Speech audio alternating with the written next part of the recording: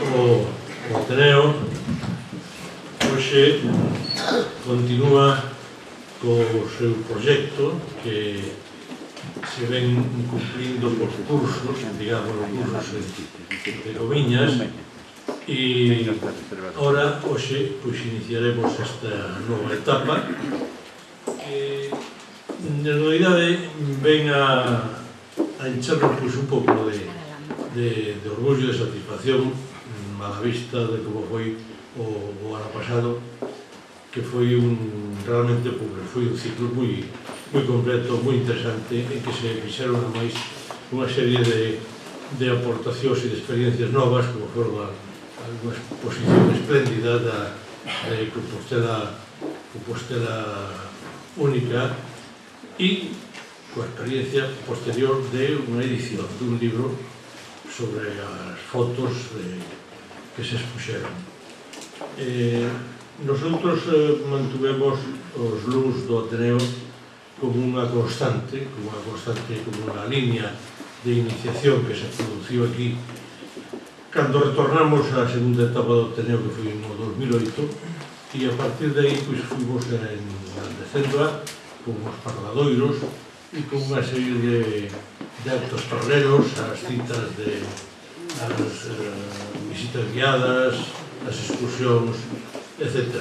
E trataremos este ano de ir sumando na medida en que todos os ateneístas participen con a súa actividade en ir completando por trimestres toda unha nova actividade cada vez máis intensa e forte dentro do Ateneo.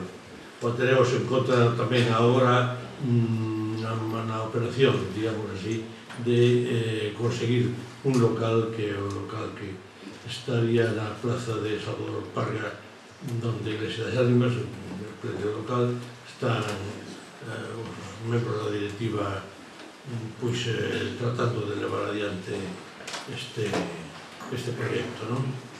E, bueno, hoxe iniciamos o ciclo, curso, o ano ateneístico, coa presencia de dous figuras que respecto a homenaxe, ao recordo, a memoria que queremos facer a Díaz Pardo son realmente significativas. Falará Pedro Antonio Fernández despois de cada un deles, pero eu quero expresar a miña satisfacción de que estén aquí con nosotros, e non só o Xosé Ramón Fandiño, sino, por suposto, o meu vello amigo, o presidente da Real Academia Galega, un home que hoxe en día creo que ven a representar quizá a estirpe, o representante último que tenemos neste momento dos grandes oradores do noso país, dos conferenciantes espléndidos, esa voz permanente que nos está poñendo a marxen e nos está informando constantemente da marcha da nosa cultura e da memoria dos homens que os nomes que se foron e de que resultaron por este país. Non quero extenderme xa máis en este sentido, e doulle a palabra a Pedro Antonio Fernández para que o acto comece e que, bueno, que todos nos interese, non?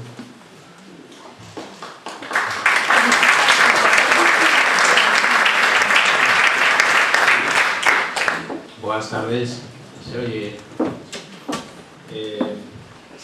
Iniciamos hoxe as actividades do Luns do Ateneo da tempada 2013-2014 con esta conferencia en Díaz Pardo de Compostela, que estará impartida por don Jesús Alonso Montero, presidente da Real Academia Galega, e don Xosé Ramón Fandiño, escritor e biógrafo, agradecéndoles de antemán a súa participación. Forman parte do ciclo que queremos desenvolver Persoeiros de Compostela, que traerá a semblanza tamén de outras persoas importantes nesta cidade.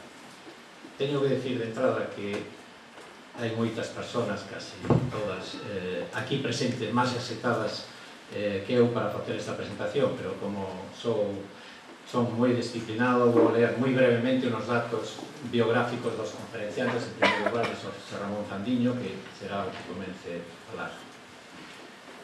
José Ramón Fandiño, licenciado en Filoloxía Hispánica pola Universidade de Santiago, redactor primeiro e director despois da enciclopedia gallega. É autor de abundante obra como ensayista, guionista e colaborador de diversos medios de comunicación, especialmente da Radio Galega, durante 5 anos.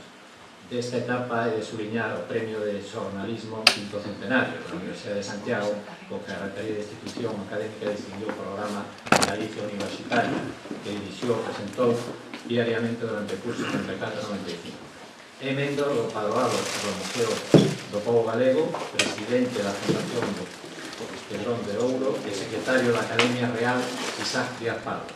José Ramón Fandiño foi durante 10 anos colaborador de Díaz Pardo no Instituto Galego de Información, que sobre a súa figura ten participado en diversos foros e publicado numerosos artigos, entre os que cabe destacar a súa biografía Isaac Díaz Pardo, a patria entera na memoria, e a edición do libro A luminosa mirada dos ollos de Isaac, obra dispersa. Sin máis, damos palabras a José Ramón Fandiño. Bueno, boas tardes. En primeiro lugar, quero felicitar e agradecerlle ao Ateneo de Santiago a organización deste acto para manter viva a memoria de Isaac Díaz Pardo e, por suposto, agradecerlle que me invitasen a participar nel xunto a don Xesús Alonso Montero, presidente da Real Academia Galega.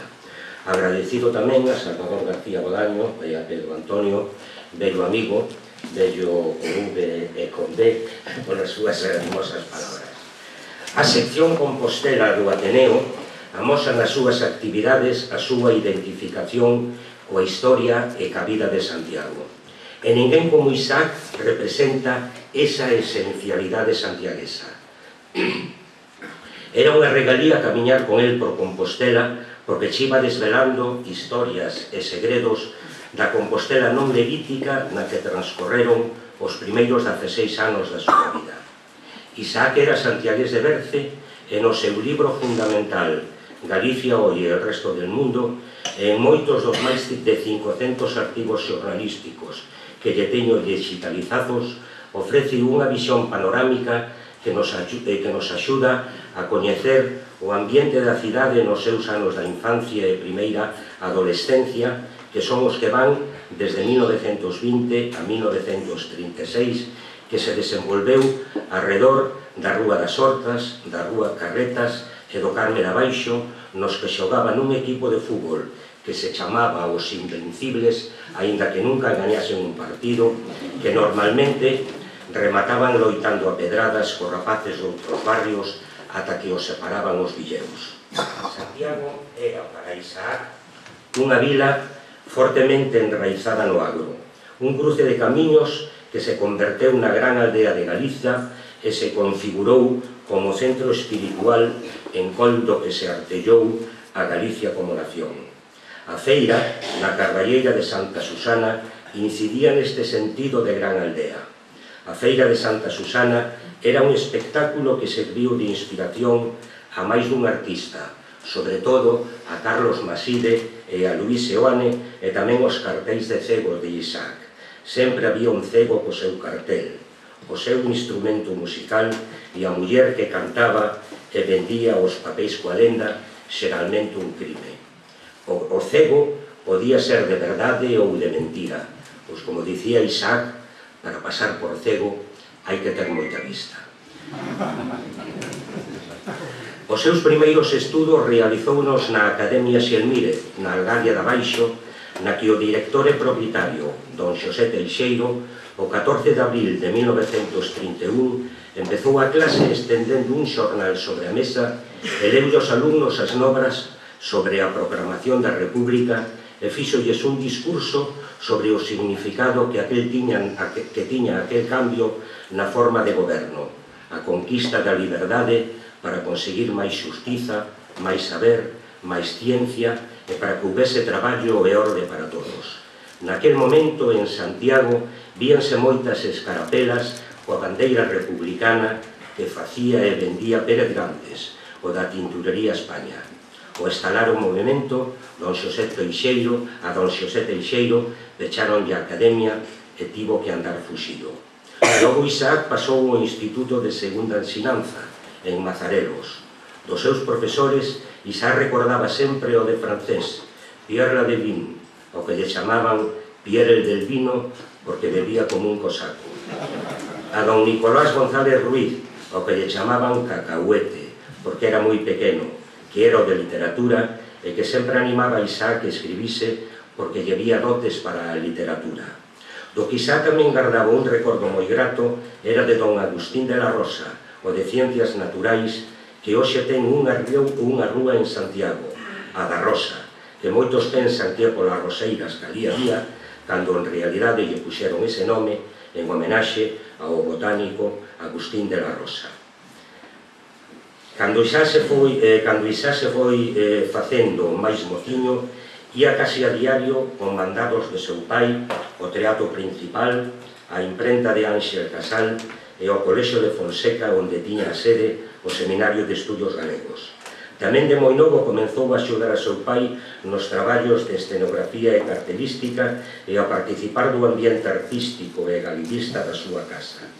Ao entrar en crise a empresa Fraga, Camilo Díaz Baliño, aínda conservando o taller artístico da Casa da Tumbona, entrou a traballar como delineante no concello do que era arquitecto municipal, Constantino Candeira, que foi quen reconstruíu a Praza da Quintana e a Casa da Parra. Entre Camilo e Candeira, que eran moi amigos, tiñan convencido a Isaac para que se fixese arquitecto, idea que lle agradaba.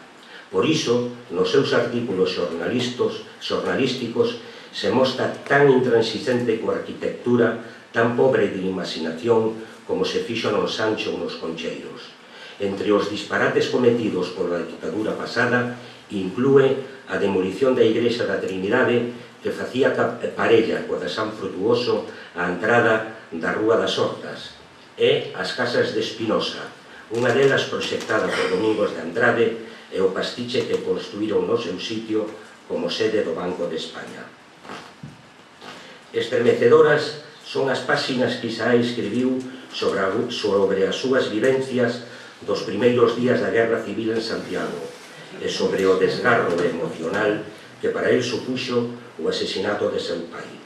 Páxinas en resentimento, guiadas únicamente pola idea de manter a memoria dos inmolados e dos exiliados e para que o que el chamaba o anxo desmemorizador non provocase un ermo de amnesia retrógrada.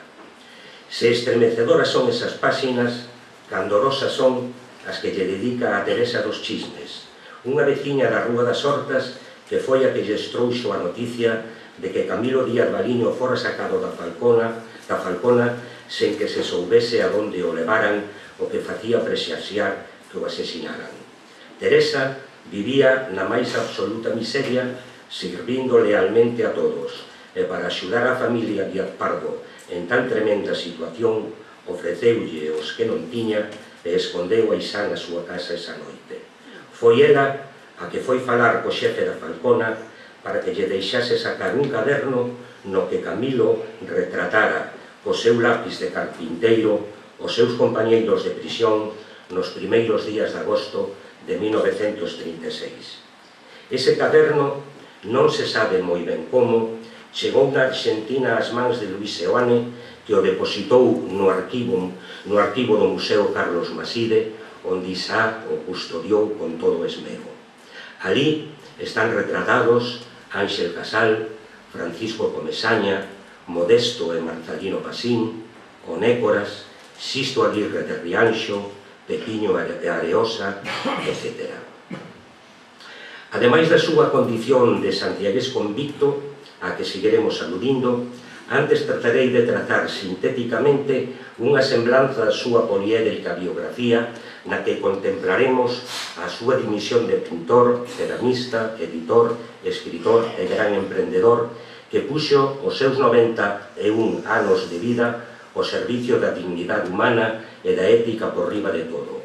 Un home irrepetible, corredor das fábricas de cerámica do Castro e de Sargadelos, creou un inmenso paraíso de arte, industria e comunicación co que agasallou o pobo galego.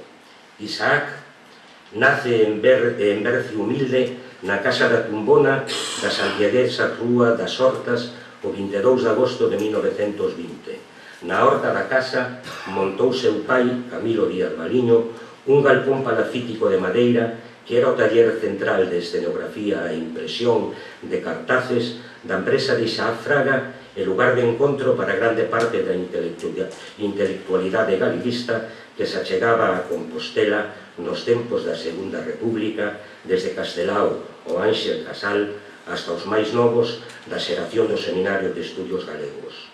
Aquela foi unha escola que por ósmose emocional foi guiando o neno Isaac. En 1936, con 15 anos de idade, implicouse na campaña a favor do Estatuto da Autonomía de Galicia. No taller de Díaz Baliño realizouse toda a propaganda do plebiscito. Camilo fixo un cartel e Isaac catro, 3 asinados co pseudónimo Xalo e outro co seu propio nome. Castelao andaba tan atarefado coa campaña plebiscitaria que non tiña tempo de compañeros, así que lle dou uns dibuixos e as instruccións precisas e díxolle: Isaíño, faimos ti.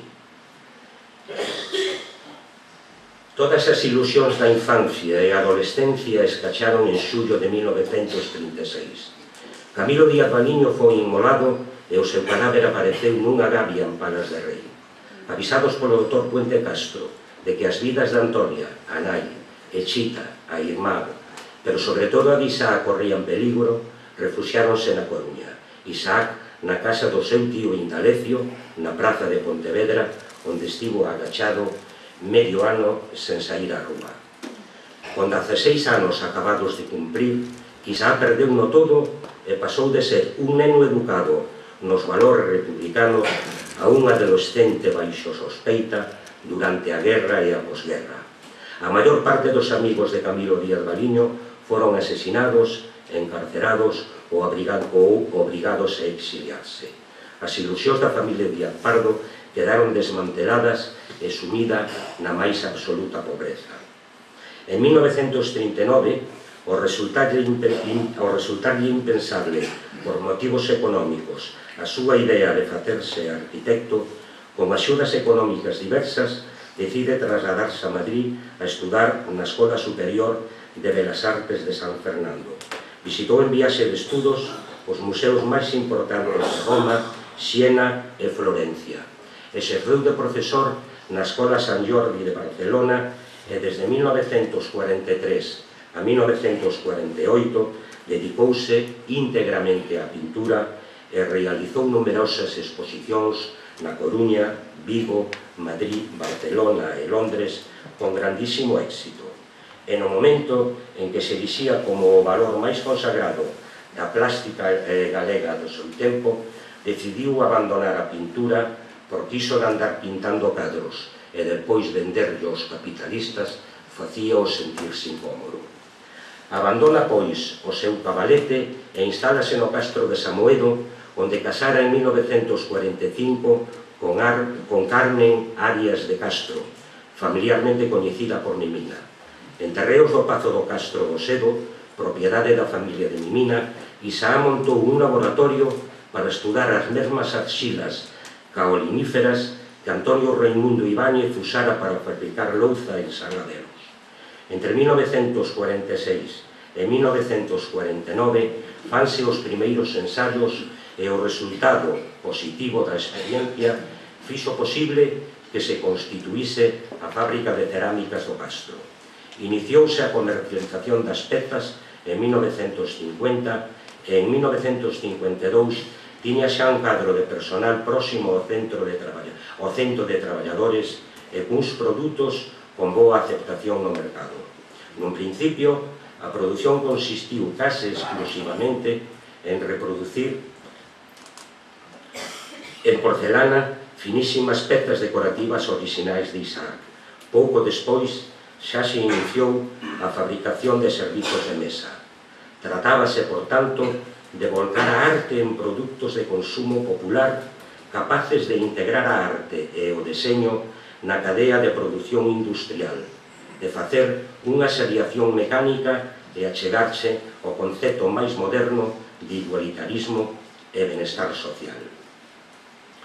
Os ecos das virtudes da planta de cerámica do Castro chegaron á outra beira do Atlántico, e Isaac, animado pola ansia de liberdade que se instalara na Argentina tras a caída da dictadura do general Perón e pola posibilidade de contactar cos exiliados que estaban levando a cabo un labor de tanta lealtade con Galicia, en 1955 viaxa a Argentina para dar a coñecer a pintura e a produción cerámica do Castro no Centro Galego de Bos Aires e acepta a invitación de montar porcelanas Magdalena na marxe dereita do Río de Plata, a 108 km de Bos Aires, semellante a que fixera no Castro, aínda que máis evolucionada, baixo os auspicios dunha sociedade denominada Celtia, da que formaban parte Cerámicas do Castro e moitos dos exiliados. Moito máis alá de ampliar a experiencia do proceso industrial do Castro, a estadía argentina supuxolle a Díaz Pardo o reencontro coa Galicia do exilio e con Luis Seoane, a quen coñecera xa antes da Guerra Civil no taller do seu pai, cando Isaac tiña 15 anos e Seoane xa se licenciara en Dereito. A estancia americana resultou ser unha decisión de profundas consecuencias para a cultura galega. En Madalena ou en Bos Aires, Isaac mantivo numerosas reunións con Seoane e co resto das figuras esenciais da cultura galega ali transferradas, nas que se concibiron diversas actuacións tendentes a recuperar a memoria histórica de Galicia interrumpida en 1936. A idea concretouse na creación do Laboratorio de Formas de Galicia, ente teórico e viveiro de ideas creado en 1963 ao asinarse un convenio de colaboración entre Isaac Díaz Pardo e Luis Seoane, o que pouco despois se uniu o arquitecto Fernández Albalat. En 1964, o Laboratorio de Formas constituíu a Sociedade Sargadelos Limitada, que en 1968, empregando as materias primas dos depósitos veciños de Caolín, iniciaba as probas nunha pequena planta experimental e o 10 de maio de 1970 inaugurouse a planta circular proxectada por Albalat e construída a 700 metros da bella factoría de siderurxia. Desde entón, a fábrica de Sargadelos, coa color azul cobalto como elemento de identificación e a actualizada estrela de 7 aspas radiais da primeira época como marca, produce louza e pezas ornamentais que actúan de embaixadoras de Galicia polo mundo.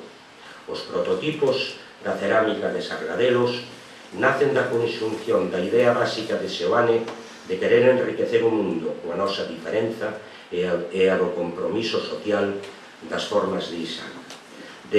Tras 90 anos de vida ao servicio da dignidade humana, Isaac Díaz Pardo, que pasou a vida creando factorías culturais e espazos contra o baleiro, tivo que librar unha nova batalla. Díaz Pardo, un home imprescindible na industria e na cultura galegas de segunda metade do século XX, no verán de 2006 foi apartado da presidencia das fábricas de cerámica do Castro e de Sargadelos polos accionistas. Con egoísmos e deslealdades, os seus propios socios arredaron do control das empresas que el creou. Arredor destas dúas empresas de cerámica pivotaban unha decena de empresas como son, ou mellor dito, como eran, o Museo Carlos Maside, Edicións do Castro, o Novo Seminario de Estudios Galegos ou o Instituto Galego de Información, creadas por o Laboratorio de Formas, que foi o que posibilitou que da unión de dúas personalidades creadoras e visionarias como a de Luis Seoane Díaz Pardo xurdise a proposta cultural máis importante e transcendente de cantas se teñan feito na Galicia posterior ao ano 36.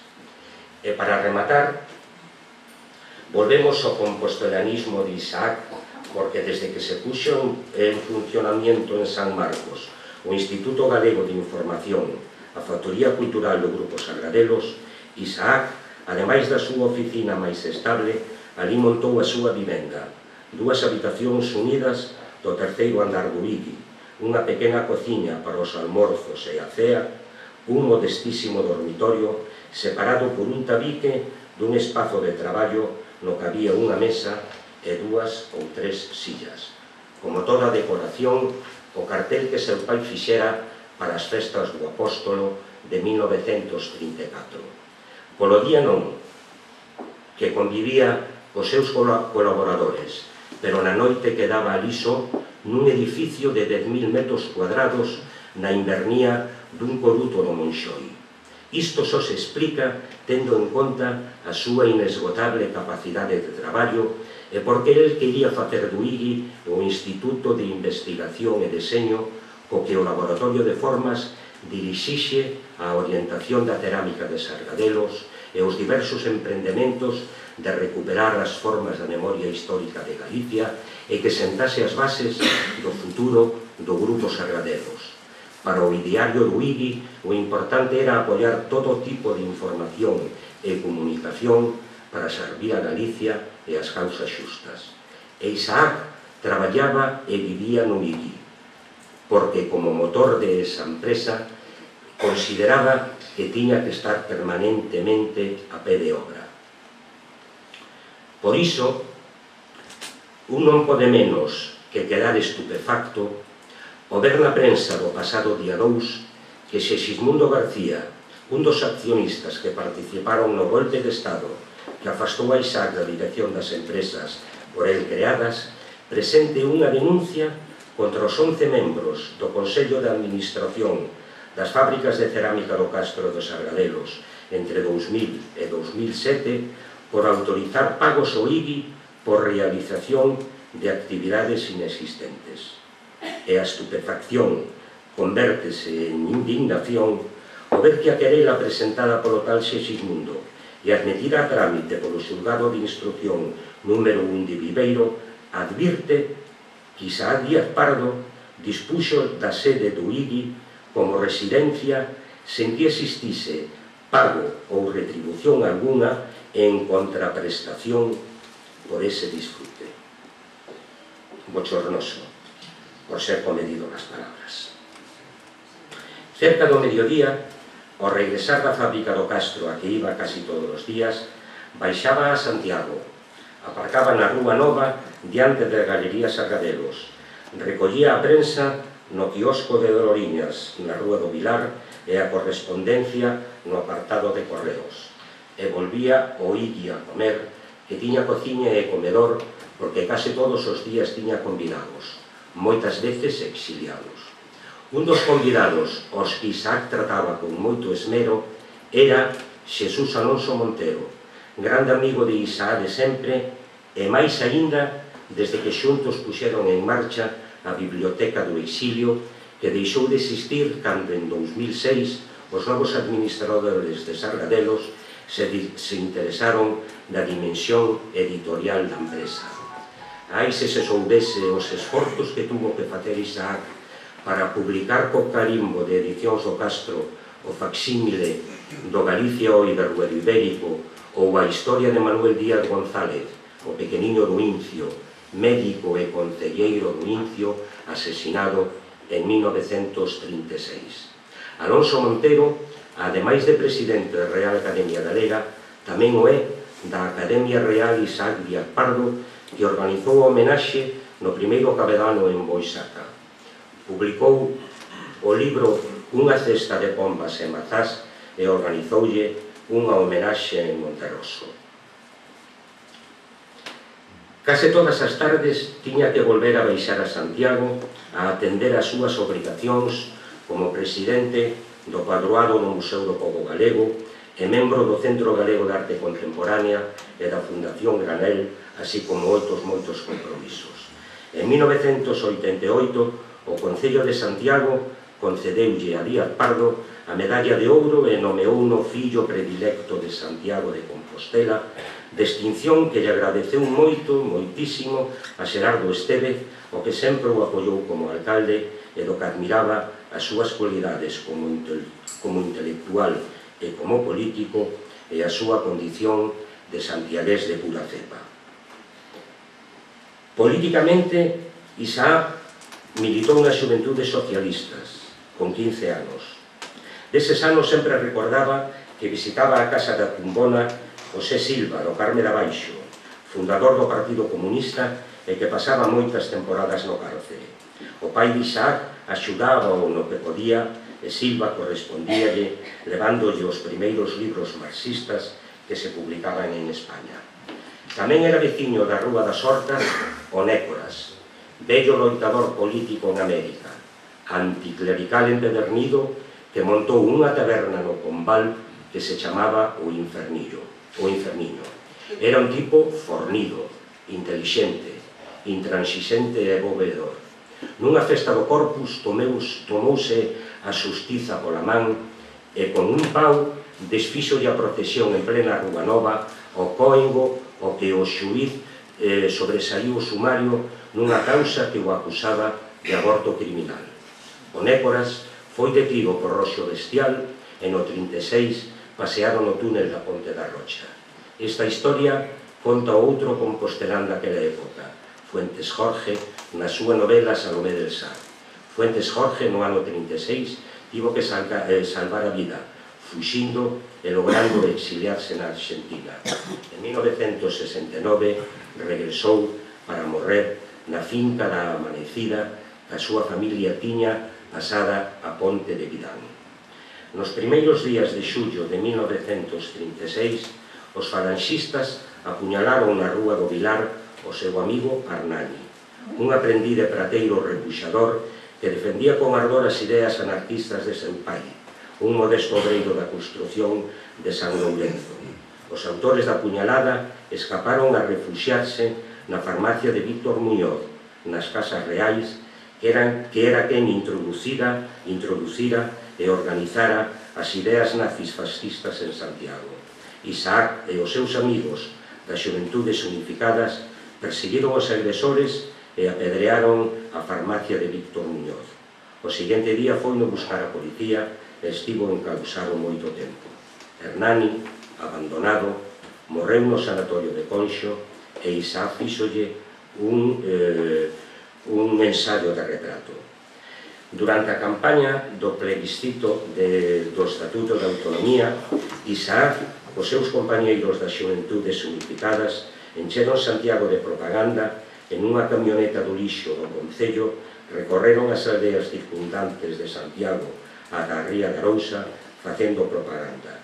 Desta época é a tantas veces por el contada irada discusión co seu pai, con Castelao e con Ángel Casal, os que acusou de demasiado culturalistas e pouco comprometidos coa restauración política de Galicia.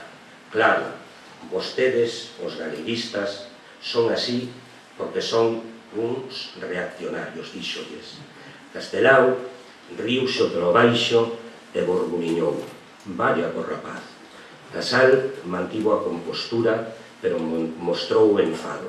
E Isaac tivo que escapar correndo do taller ante os improperios e amenazas que seu pai lle dedicaba. Na posguerra, abriuse camiño, primeiro como pintor e depois como ceramista, sin abdicar das súas ideas. En 1955 foise a Argentina a montar Cerámica da Madalena e a poñerse en contacto cos exiliados para fundar con eles o Laboratorio de Formas. Na democracia, en determinadas ocasións, apoiou o Partido Socialista, pero el era conservador libertario. Conservador para conservar a experiencia humana proxectada no futuro. Conservador para conservar os bens patrimoniais que recollen a nosa historia e as nosas tradicións que hai que conservar facéndoas evolucionar. Tradición quere dicir traspaso e non quedarse no pasado. E libertario pola utopía de ideal máximo de xustiza social. Isaac foi fundador e único militante do Partido Conservador Libertario, porque decía que de haber outro podería haber peligro dunha escisión. O irse esgotando a esperanza, fíxose inconformista e descrido, e así se titulaba a súa sección de colaborador xornalístico, Crónicas Inconformistas, na miña opinión, arquetipo de clarividencia política expresada neses seus artigos. Destituído de todos os seus cargos no Grupo Sargadelos, só lle quedaba o de conselleiro delegado do Instituto Galego de Información, o IGI, o seu último bastión, e ali resistiu na que foi a súa vivenda e o seu centro de operacións durante máis de 20 anos. Resistía no IGI con 89 anos e a saúde xa moi deteriorada. Hiperglucemia, prostatismo, pancitopenia, hepatite C, hipertensión arterial, insuficiencia cardíaca. E convalecente aínda dunha intervención quirúrxica de hernia discal estrangulada, pasou o posoperatorio no IGI dirixindo a evacuación da súa biblioteca personal e da documentación que custodiaba, case toda ligada á historia do galeguismo, da guerra civil e do exilio. Tiña que abandonar o IGI porque para o 11 de xaneiro de 2010 os novos administradores conseguiran que o xuiz convocase unha xunta de accionistas para que o grupo mayoritario Sargadelos destituíse a Isaac.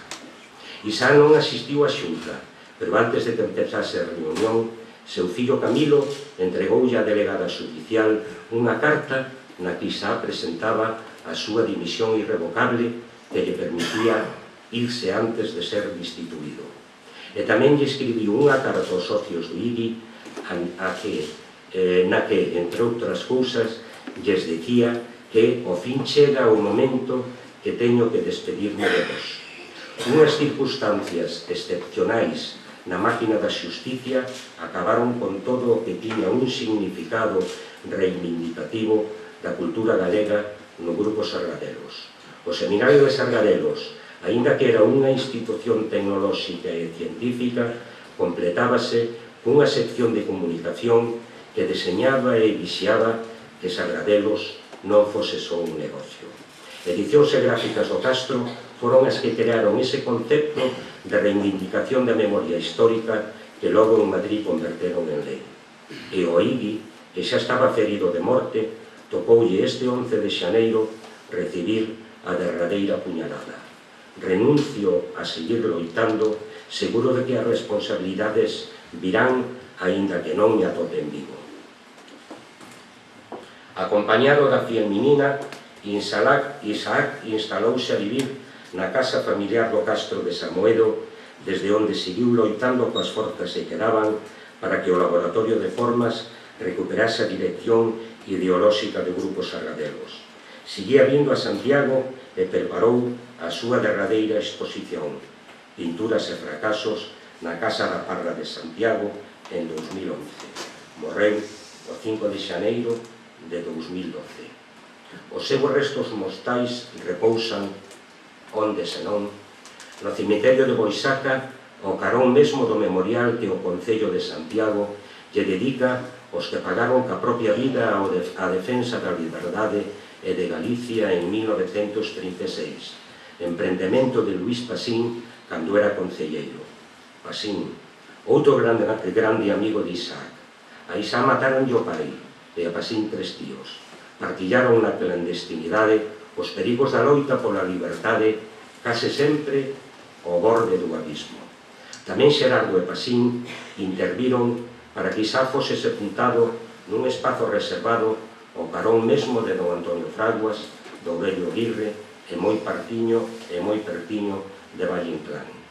Na súa campa, unha lousa de pedra e unha breve inscripción: Isaac Díaz Pardo, 1920-2012. Nada máis, porque os epitafios podían ser tan infinitos que eu o resumiría así: Isaac Díaz Pardo, unha torre de ética por riba de todo, coas causas xustas e Galicia sempre no horizonte.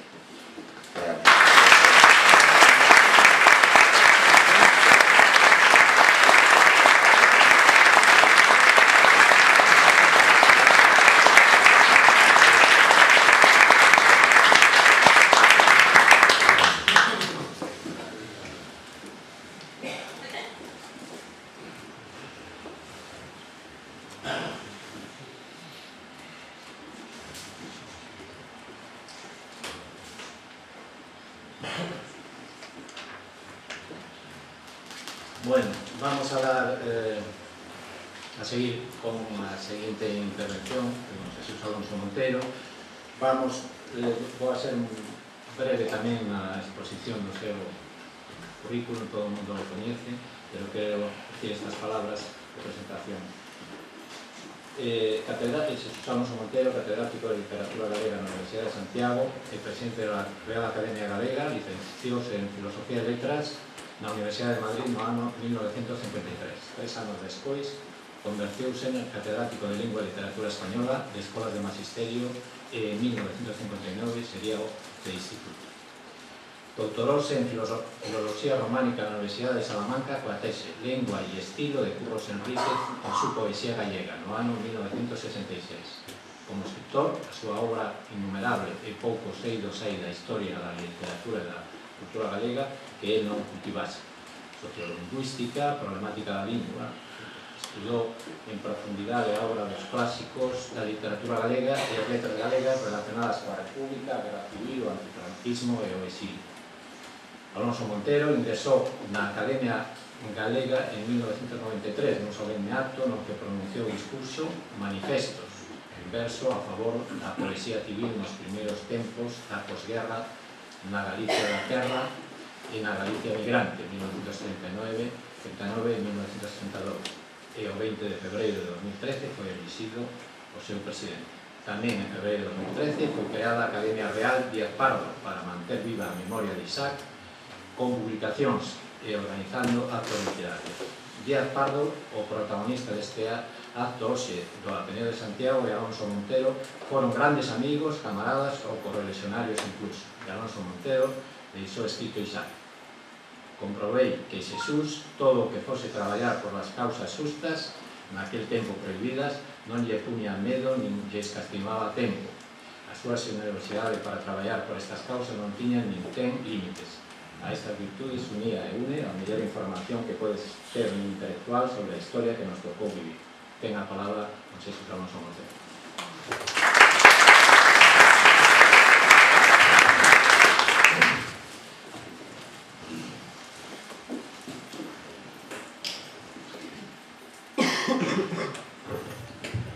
Boas noites, miñas donas e meus señores, amigas e amigos, sobre todo amigas e amigos e admiradores de Isá Díaz Pardo, porque Isá, que non gañou a última batalla contra os socios mercantilistas despois de morto, segue facendo que moitos mortos xa non fan, segue gañando batallas. Eu había meses, quizáis anos, que non vía un acto, vamos chamar literario, tan concurrido como este, é o nome de Isá Díaz Pardo. Aquí non están todos os amigos de Díaz Pardo, aquí non están todos os admiradores de Díaz Pardo, pero bueno, está unha representación moi significativa. Eu pensei que hai centos e miles, sen excluir taxistas que eu coñezo, xentes máis ou menos desta condición, que a distancia percibían que Isá Díaz Pardo era, como dixo tamén Fandiño en máis dunha ocasión, un ser humano irrepetible. Un ser humano no que era patente que, aínda equivocándose, supoño que todo o mundo se ten equivocado alguna vez na súa vida, Díaz Pardo na intención sempre estaba, como tamén recordaba Fandiño, o servizo das causas xustas. Nesa pequena semblanza que se leu, na que Díaz Pardo fai referencia a min, faime o alto honor de que eu milite tamén no seu gremio e de que sexa un cidadán que está ao servizo das causas xustas. Gostaríame, pero como son novo, quizáis cando sexa maior, eu seguirei o camiño que me indicou con esas palabras Isá Díaz Pardo. En primeiro lugar, teño que manifestar a miña gratitude, a miña inmensa gratitude ao Ateneo, a directiva do Ateneo, e dun xeito especial, se me permite, ao seu presidente, o meu bello amigo e compañeiro na Academia en tantas andanzas desde hai moito tempo, Salvador García Bodaño. Teño que manifestar esta gratitude primeiro porque falar no Ateneo de Santiago é sempre unha honra para calquera, pero falar de Isá Díaz Pardo é algo que moi poucos merecen e eu tratarei de esforzarme para ver se ao final da miña disertación merecín nalgúna pequena medida que a directiva non se equivocase moito dedicándome a min a falar. Está claro que por idade son das persoas que tratou a Isá Díaz Pardo desde hai máis tempo e está claro que, aínda que eu non son artista plástico, e ese en principio é a primeira faceta de Díaz Pardo, pero non é a máis importante. En todo caso, Díaz Pardo era un home de letras e eu profesionalmente son un home de letras. Díaz Pardo militou nas Xuventudes Socialistas Unificadas, que era, en todo caso, un movimento estrictamente marxista, polo menos a partir de febreiro de 1936, e eu estou militando desde hai 51 anos nunha organización que non leva exactamente esa denominación, pero que aínda se chama o Partido Comunista de Galicia. Así pois, as nosas afinidades eran tantas, que creo que había moi poucas razóns para que entre nós houvese discrepancias, que tamén as houbo, e houboas mesmo de algunha importancia, porque Isá era un home tan extraordinario que realmente non era fácil moitas veces en cousas de tipo vital estar de acordo con ele, porque ele tiña a mirada da águia que outros humanos non temos. Teño falado algunhas veces con persoas que trataron bastante íntimamente a Isá e todos estamos de acordo en que Isá era un ser humano extraordinario, que Isá era un ser humano singular no sentido etimolóxico. Eu non atopo e creo que coñecín na vida ou nos libros a bastantes persoas máis ou menos próximas, pero ninguna coincide coa fotografía, co retrato de Isá. Etimolóxicamente era un ser humano singular. Non había outro, non tiña par. A miña discusión cun amigo, que non vou citar, é se Isá Díaz Pardo era un home xenial ou non era xenial. Na historia da humanidade creo que hai un número moi limitado de xenios, pero claro, para aqueles que en todo caso nos esforzamos en ter un pouco de inteligencia e de cultura, ter a sorte de dialogar en tantas ocasións cun xenio como Díaz Pardo é unha sorte que teñen poucos, pero ao mesmo tempo é un desafío tan extraordinario que eu creo que algúns dos desacordos que tivemos en problemas moitas veces que teñen que ver coas manifestacións artísticas, coa historia de Galicia, coa República, coa exilio, temas tan gratos para él, nos que era tan versado, realmente cando un dialoga con xenio, un sempre corre o perigo de equivocarse. Isá Díaz Pardo, por outra parte, era unha figura entrañable, quizás era un dos seres humanos máis tenros que ten dado Compostela, xa que Compostela é o tema que hoxe preceptúa o Ateneo que debe de ser tratado nesta tribuna. Era unha figura xigante, era unha figura polifacética, era unha figura filantrópica, porque algún día, querido Xosé Ramón Fandiño, haberá que escribir, non sei se un libro, pero si un capítulo moi importante sobre Isá Díaz Pardo como filántropo. Aquel Díaz Pardo que mercaron traxe alá hai 20 ou 30 anos e tiña dúas garabatas porque en algunha ocasión había que ir a un acto oficial, pero ele andaba con aquel mandilón de traballo e era un dos homes máis austeros, estaba preludiando casi os recortes a que nos están sometendo as instancias políticas deste momento. Na súa vida persoal, Díaz Pardo non tería ningún problema hoxe con Rajoy e coa señora Cospedal.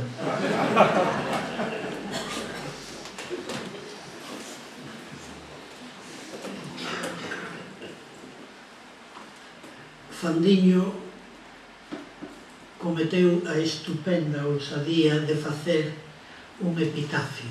Ele non quería epitafio, se ali está Isá Díaz Pardo, 1922-2012. Pero de escoller un epitafio, eu estou pensando nun epitafio que eu lín hai moito tempo en Mondoñedo, non deixen de ir ver a tumba do médico e poeta Leiras Pulpeiro, entren no cemiterio de Mondoñedo, torzan á esquerda, ainda que non estaba en vista, é onde está o cemiterio dos laicos. E ali está a sepultura de Manuel Leiras Pulpeiro. Manuel Leiras Pulpeiro, médico e poeta 1856-1912. Amou a verdade e practicou o ben. Isto tamén se podía poñer no epitafio de Isá Díaz Pardo. Pero eu non vou falar aquí nin do entrañable que era, sobre todo conmigo, Isá Díaz Pardo, do genial que eu percibín nalgún momento que era, do polifacético, multifacético que foi en tantos momentos da súa vida, da súa condición de filántropo. De todo iso gustaríame falar, pero parece ser, e eu acabo de enteirarme hai poucos minutos, que o tema era Compostela e Isá Díaz Pardo. Pero eu teño que pedir permiso primeiro ao equipo directivo desta institución e logo á audiencia de que eu non veño preparado para falar de Compostela e de Díaz Pardo, e aínda que viñese preparado quedaría moi mal eu e quedaría moi mal Compostela e mal Díaz Pardo despois de escoitar a disertación minuciosa, correcta, pulcra e precisa do seu gran biógrafo Fandiño. Pido permiso, pois, para falar de Díaz Pardo. De vez en cando, inevitablemente, sairá a Compostela, sobre todo nunha cita en que fala de Compostela, da Praza do Obradoiro, do Hospital dos Reis Católicos, no momento en que, alá polo ano 54, se converte en el Hostal de los Reyes Católicos. Así que alguna cita ou alguna referencia a Compostela, para que eu non quede extraordinariamente mal, vai a ver. Se me permiten, eu traía tamén, porque eu viñen facendo este guión no tren, hoxe de 4 menos cuarto a 5:30, viaxando de Vigo a Santiago, e decidín, coa axuda de 2 libriños que teño aquí, un deles vou no amosar, porque creo que será un capítulo didáctico da miña disertación, eu decidín titular, pido de novo a venia, a miña disertación Isá Díaz Pardo, escritor e editor clandestino.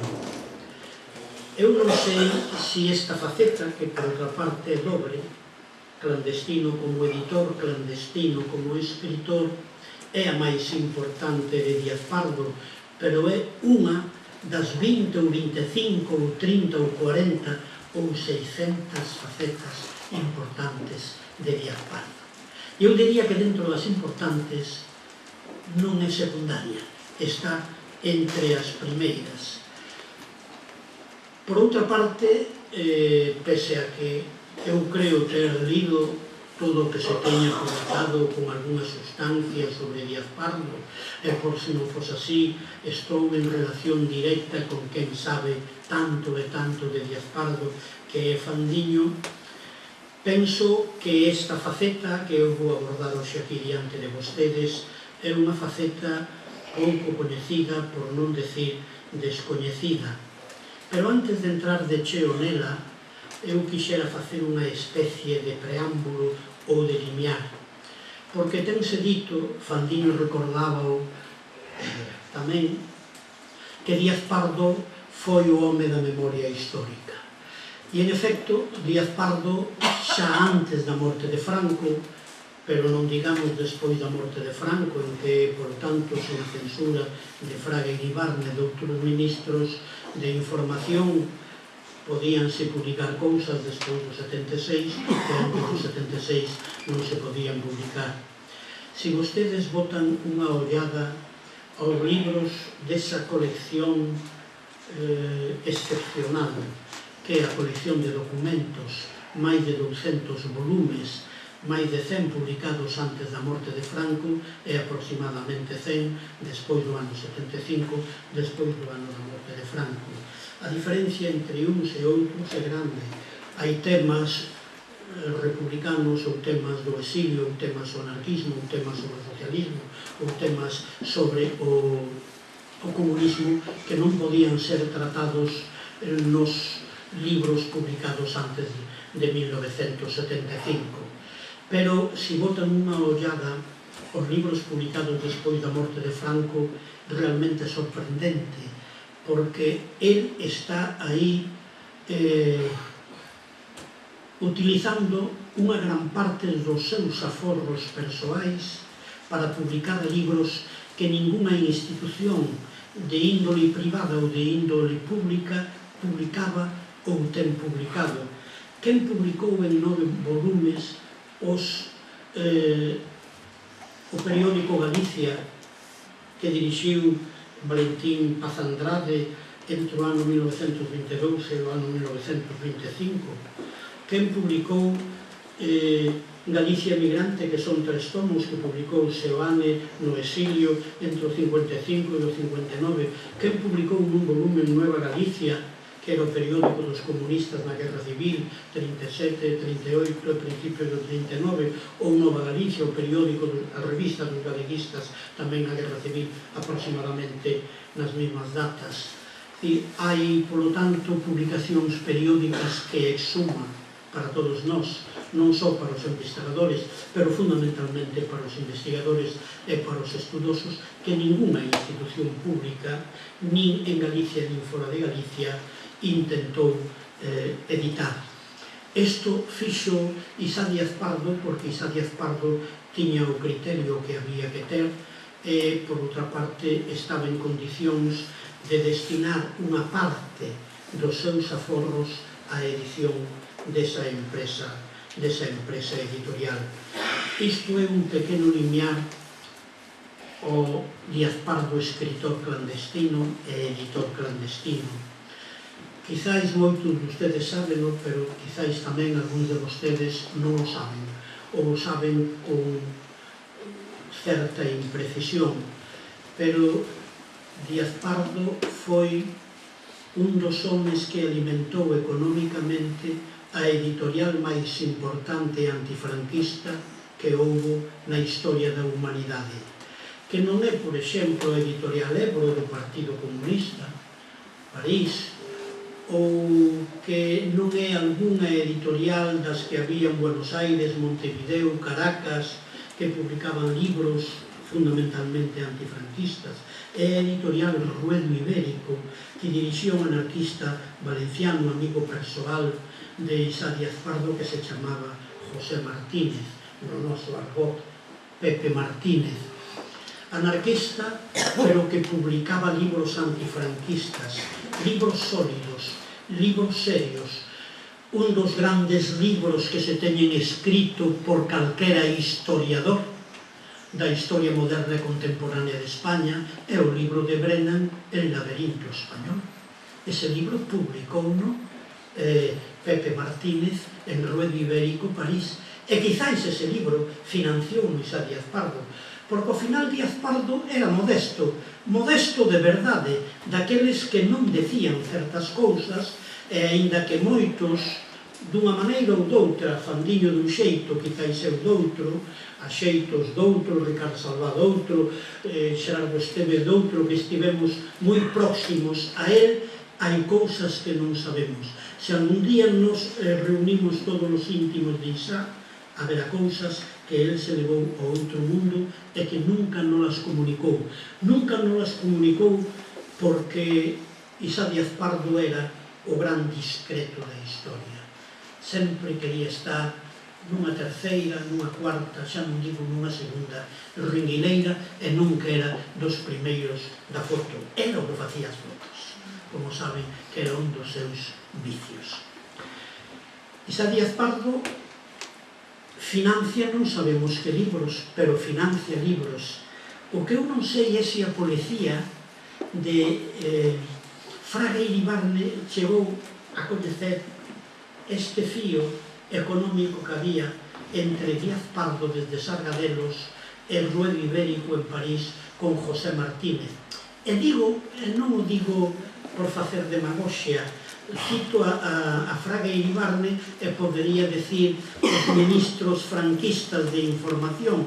Non, é que no caso de Fraga Iribarne, que era un home que teño entendido que dormía ben, que comía ben, que dormía ben, que bebía ben, que o pasaba ben, que tiña moita saúde, ás veces non dormía pensando en Ruedo Ibérico.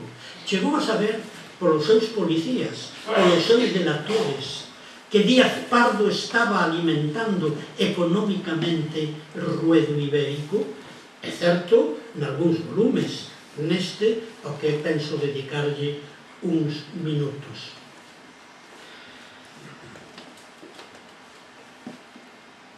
Pero deixemos o mecenas dunha causa clandestina, que é a de Ruedo Ibérico, a editorial que lle fixo máis dano ao franquismo, polo menos nos medios intelectuais. Estou seguro que cando xa había un grupo relativamente numeroso de comunistas en Astano ou Navazán, de Ferrol alá polo ano 70, o alimento destes comunistas era fundamentalmente Mundo Obrero e algunha revista do partido. Pero os estudantes da Universidade de Santiago nos 70, os profesores e, en definitiva, todos os letraferidos un pouco ocultos, o seu alimento, o noso alimento, eu tiño os dous alimentos, porque tamén recibía Mundo Obrero, o noso alimento era Ruedo Ibérico. E aquí hai persoas que, aínda non tendo tantos anos como a min, algún sí, como o meu amigo Antonio Rubal, que foron clientes de Eduardo Hernández nun portal que non estaba moi lonxe daqui, e ali na trastenda tiña, ademais de libros pornográficos que tiñan a súa venda e os seus siareiros, tiña libros comunistas, pero sobre todo tiña libros de Ruedo Ibérico, aqueles que non deixaban dormir a un home de tan boa saúde como Fraga Iribarne. Pois ben, chegou a saber Fraga Iribarne, un home tan listo, un home tan culto, un home tan enciclopédico, un home tan oceánico. Chegou a saber que Santiago Fernández era Díaz Pardo, porque Santiago Fernández colabora nun libro do ano 1966 que publicou Ruedo Ibérico, e que era un libro titulado Horizonte Español, un libro colectivo no que colaboran economistas, politólogos, sociólogos, escritores, etc., etc. E o capítulo de Galicia, que se titula El Movimiento Nacional Gallego, que é máis ben a historia do nacionalismo ou a historia do galeguismo, é de Isa Díaz Pardo, pero asignado co pseudónimo Santiago Fernández. Pero nese artigo, por iso eu cito tanto a Fraga, nese artigo, no ano 66, Santiago Fernández, léase Isa Díaz Pardo, é capaz de dicir isto: Castelao, un rojo exiliado, isto entrecomillado, llegó a ser clandestino. Los inquisidores del Ministerio de Información prohíben escribir en gallego, prohíben la enseñanza del idioma, prohíben, prohíben y prohíben. Ya es tarde, resulta tarde para los sicarios de la tortura y el fusil, para los escribientes y los delegados de información, más bien de difamación y mutilación de la información, con un ministro nacido en Villalba, Lugo, pero no gallego en su esquema mental y en su actuación pública, pretender acallar ese gran movimiento de solidaridad de intelectuales y campesinos, de burgueses y de universitarios. Eu suscribo a totalidade do texto que acabo de ler de Díaz Pardo, menos as dúas últimas liñas, porque estamos no ano 66. Eu sabía moi ben o que pasaba no ano 66, é o ano da protesta contra o encor de Castrelo de Miño, contra o capitalismo de Fenosa, pero pouco máis.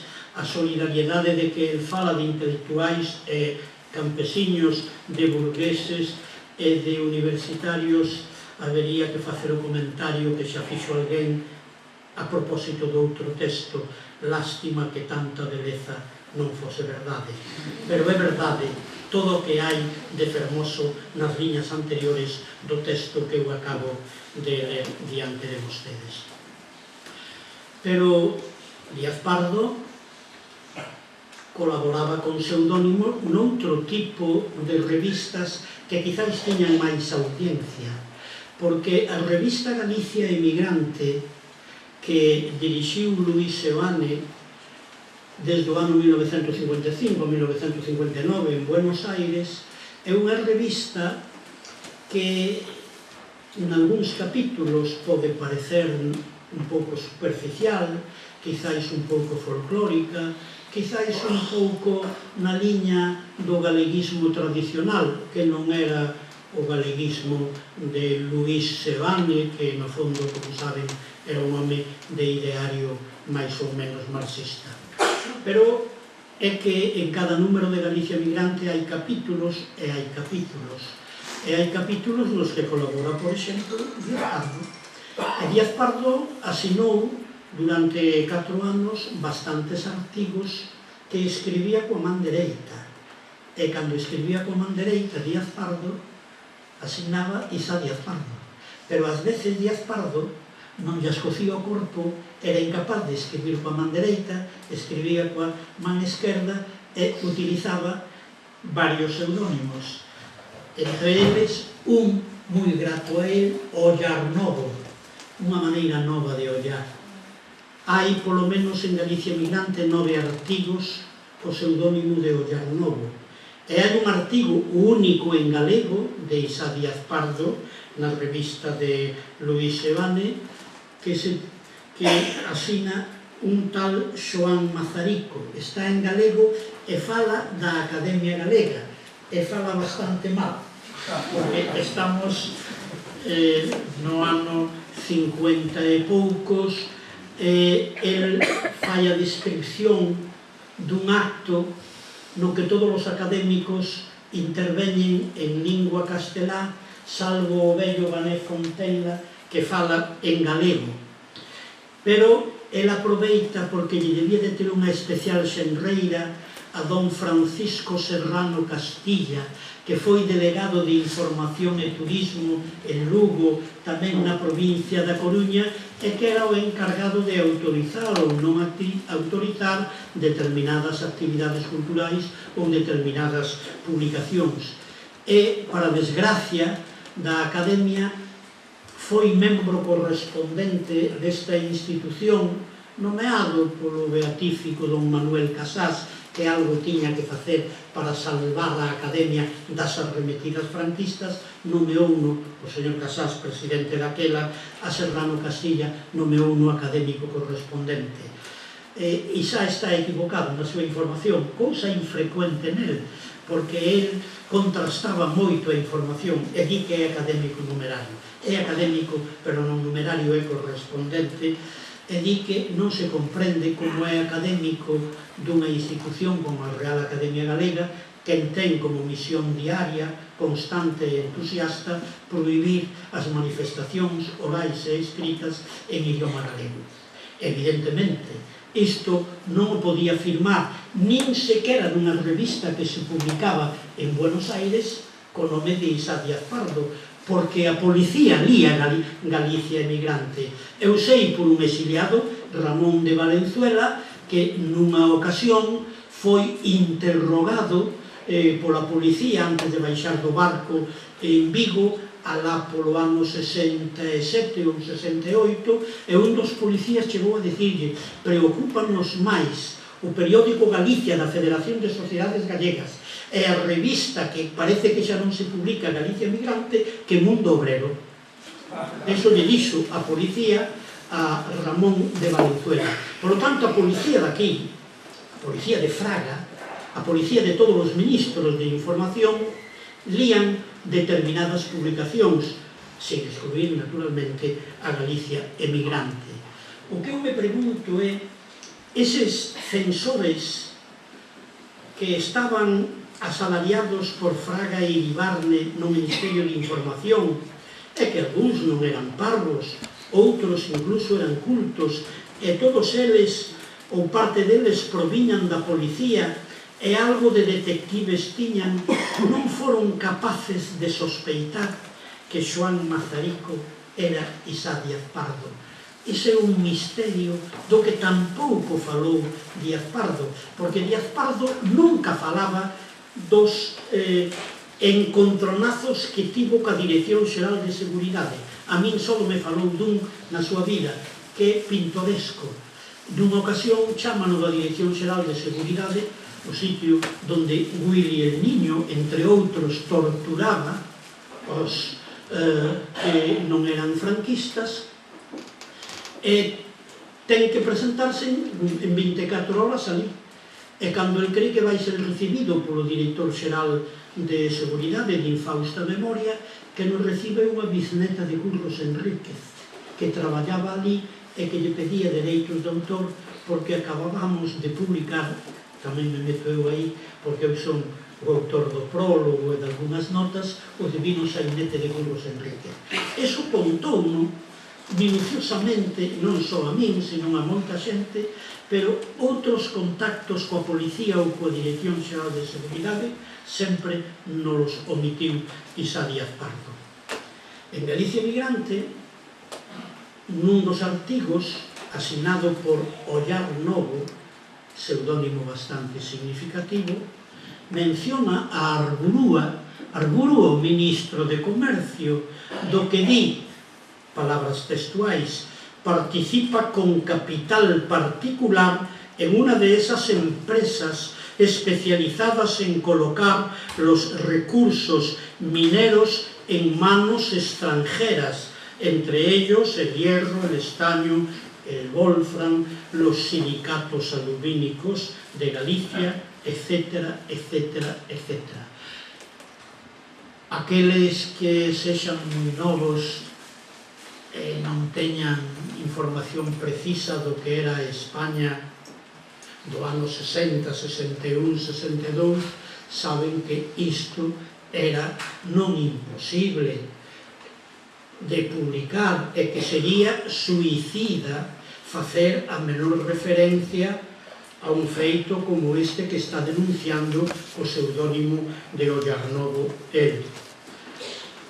O pseudónimo de Ollar Novo tamén publica un artigo sobre o Hospital dos Reis Católicos, cando xa é no 56 Hostal de los Reyes Católicos, e chega a decir cousas como estas, cousas que serían gratas a quen tamén estaba na liña del, pero non era un espírito revolucionario como de Isá Díaz Pardo, don Ramón Otero Pedrario, que tamén, na medida do posible, escribiu algúns parladoiros na noche facendo pequenas observacións críticas á conversión do hospital en hostal.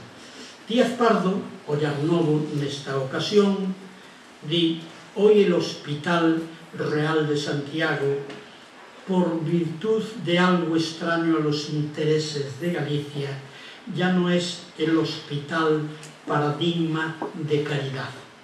Hoy es, desde hace un par de años, un hotel de lujo que sirve a la voluptuosidad de todos los nuevos ricos del mundo.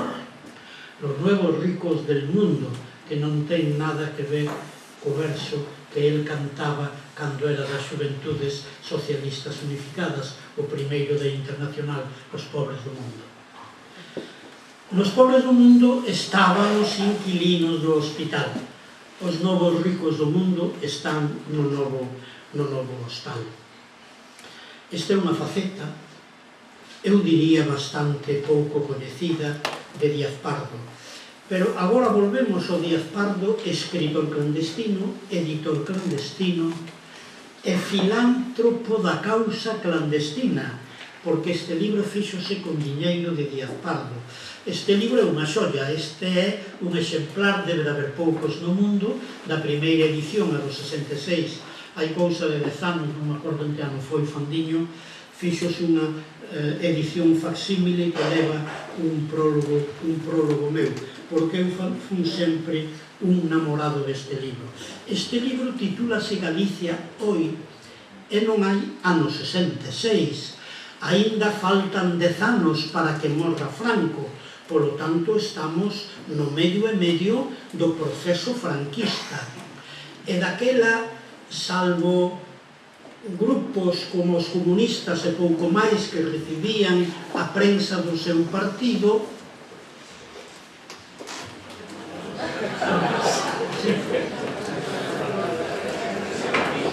o común da xente curiosa, da xente antifranquista curiosa, atopou a súa Biblia neste libro. Este libro que se podía conseguir naturalmente no portal de Eduardo Hernández. O libro titúlase Galicia Hoy, ruedo ibérico, impreso en Buenos Aires, coidou a edición Luis Seoane, e di presentación Santiago Fernández, Massimino Brocos. Santiago Fernández, xa o coñecíamos, é Díaz Pardo, e Massimino Brocos e Luis Seoane. Aquí aparece por primeira vez o poema Cunetas de Pimentel. Xa sabemos de que cunetas se fala, aínda que é un poema sobre o que eu escribí un artigo hai moitos anos en que hai un rifachimento de versos, cousa que fixo o propio Luis Seoane, en todo caso para ferir a dictadura. Aquí publícase por primeira vez unha carta dun republicano condenado a morte, neste caso un republicano do Partido Galeguista que se chamaba Víctor Casas, como saben, era un dirixente do Partido Galeguista. É a carta a don Manuel Gómez Román, que era o secretario do partido, e escribe a carta horas antes de ser fusilado. Coñecemos outra carta de de Víctor Casas a súa familia, que está en castelán, pero esta está en galego, está dirixida ao secretario do partido.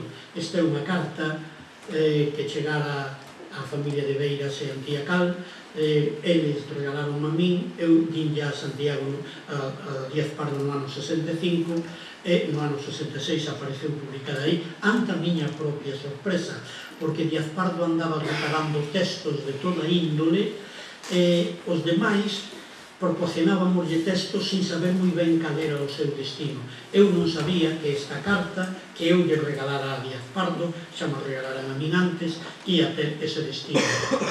Hai un poema que sería impublicable en España daquela, de Lorenzo Varela, pero Lorenzo Varela estaba en Buenos Aires e, polo tanto, estaba a bon recaudo. Pero hai moitos poemas, creo que non hai de Salvador García Godaño, hai de Antonio Tobar, de Tomás Barros, Acuso a clase media de Manuel María, poemas, diríamos, de espírito antifranquista, de tipo xenérico, pero que foran publicados en revistas de Galicia ou de España ou en libros publicados e autorizados aquí. Por lo tanto, reproducidos aquí non entrañaba perigo para os autores. Pero hai un poema de Celso Emilio Ferreiro, e de Celso Emilio Ferreiro hai poemas que el asina, Celso Emilio Ferreiro, porque foran publicados en Galicia, en Unha noite de pedra, por exemplo, pero hai un poema que se titula 25 anos de paz, que sabemos, claro, que é de Celso Emilio Ferreiro, pero que non pode asinar o seu nome e apelidos, e asina Xan Casal de Rei Petán. Vostedes é que son moi novos, pero tiñan que estar no ano 66, que é 2 anos despois do ano 64. E dirán vostedes, é isto que quere decir? O 64 son os 25 anos de paz. E Fraga, ministro de Información, empapelou toda España con toneladas e toneladas e toneladas de cartéis, 25 anos de paz. E ven o Celso Emilio e inmortalízase con esta sátira, 25 anos de paz. España, sangre e area, 30 millóns de farrapos atados a unha cadea. Todos levan sobre a faz un carimbo de tristura, 25 anos de paz. paz de cuartel, paz de preso, paz de pobo asoballado, paz de pau e tente teso, paz do conde de Fenosa, gran cabaleiro de industria que asulaga a terra nosa, paz de osario e cimenterio, paz de chaira inhabitada, paz de oprobio e cautiverio, paz de mazmorra e censura, paz de mansos periodistas, lambecús da dictadura, paz de roubo financiado, paz de pulpo monopolio, paz de fusil apuntado, paz de bispo troglodita, solideo insolidario do opas hermafrodita, España, sangue e area, 30 millóns de fantasmas van pasando nesta dea. Aquí só falta Bárcenas e Urdangarín. Pero digo en serio, porque o poeta é sempre un profeta. En latín, o poeta chamábase unhas veces poeta, que é unha palabra de orixe grega, que significa creador, e tamén bate, o que vaticina, o que adiviña, o que profetiza. O poeta profetiza. Faltan de aquí 2 versos, seguramente.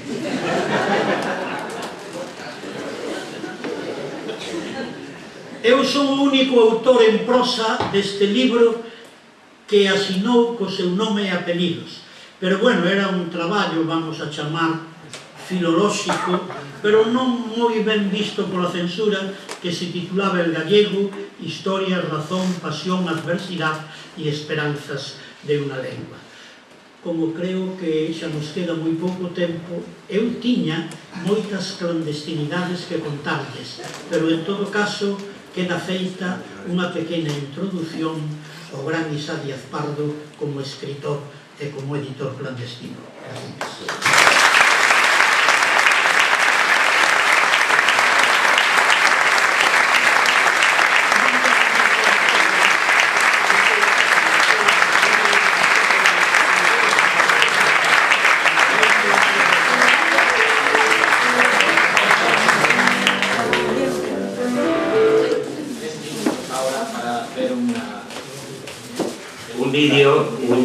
Un documental titulado Isaac Díaz Pardo, Memoria do compromiso, do que é autor Xaime Fandiño. Non sei se é a última, pero sí, non sei se é a derradeira, pero sí unha das últimas entrevistas longas de Isaac, que foron máis de 2 horas de conversación, que o autor do vídeo reduciu a 18 minutos, do que agora facemos un extracto de 3 minutos. A grabación tivo lugar no Castro en Xaneiro de 2011, cando Isá xa cumpría 90 anos e seguía loitando para recuperar o laboratorio de formas. A súa saúde xa estaba moi deteriorada, pero mantiña intacta a súa lucidez, a responsabilidade de non deixar que a memoria esquecese e a súa cordialidade e a súa simpatía de ser.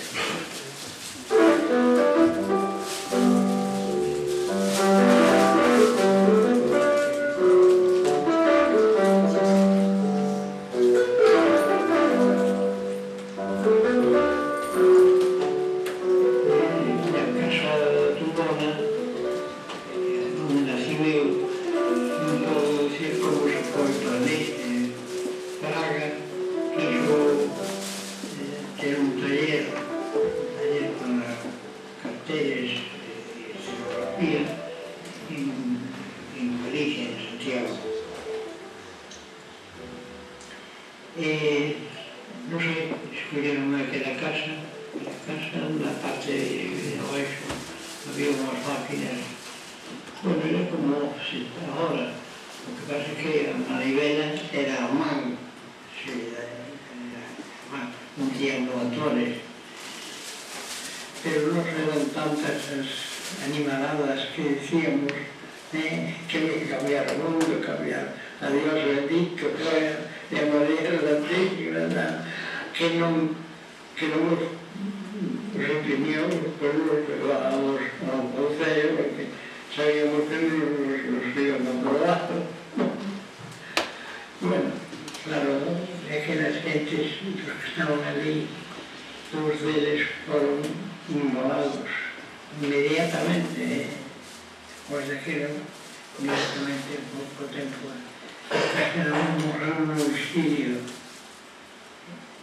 Verdadeiramente foi que imbéciles, eu coño chamándolle reaccionarios a estos.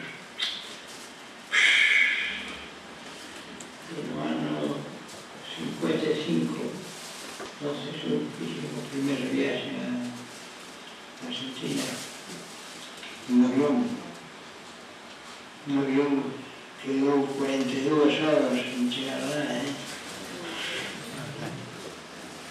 o laboratorio de formas e para recuperar a memoria histórica, porque as formas non son só materiales, hai formas. Eu que era un representante do laboratorio de formas e xa saberos, era un representante, levaba a representación do laboratorio de formas. Que o laboratorio de formas sí era socio do Pero usted lo que me dice, comprende. Dicen que